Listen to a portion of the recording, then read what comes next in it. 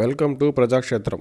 జనసేన దశాబ్ద కాల ప్రయాణాన్ని పరిశీలిస్తే ఒక విషయం స్పష్టమవుతుంది. ప్రజారాజ్యం పార్టీ తాలూకు చేదు అనుభవంతో మొదలైన పార్టీ సొంత వారే నమ్మని తరుణంలో ఎన్నికల్లో తానే స్వయంగా 2 చోట్ల ఓడిన రాష్ట్ర భవిష్యత్తు కోసం ఏదో చేయాలన్న తపనతో దశాబ్దం దాటిన తానొక్కడే పార్టీ అయి ముందుకు వెళ్తున్న పవన్ కళ్యాణ్ గారి నిస్వార్థ ప్రయత్నానికి పంచభూతాలు సైతం మద్దతు ఇస్తున్నట్టు కనిపిస్తుంది. ఈ మాట ఏదో పవన్ కళ్యాణ్ గారిని పొగడాలనే ఉద్దేశంతో చెప్తున్నది కాదు. మరోసారి ఎన్నికల్లో ఓడినా లేదా 10-15 సీట్లు జనసేన గెలుచుకున్నా పవన్ కళ్యాణ్ గారు ఇప్పటిలానే పార్టీని నడుపుతారనడంలో సందేహం లేదు.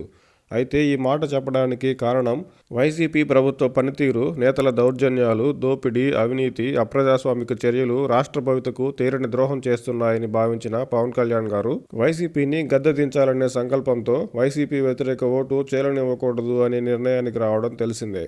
అయితే అప్పటికే బీజేపీతో ఉన్న జనసేన టీడీపీతో కలిసే అవకాశంపై ఎన్నో ప్రశ్నలు, అనుమానాలు ఉండేవి. జనసేనలోనే భిన్న స్వరాలు, సొంత సామాజిక వర్గ పెద్దలు, నేతల నుంచి వ్యతిరేకత, ఇలా అన్నిటినీ ఓ వైపు కనిపెడుతూ పవన్ కళ్యాణ్ గారు టీడీపీతో కలిసి పోటీ చేయబోతున్నట్టు పొత్తు ప్రకటన చేశారు.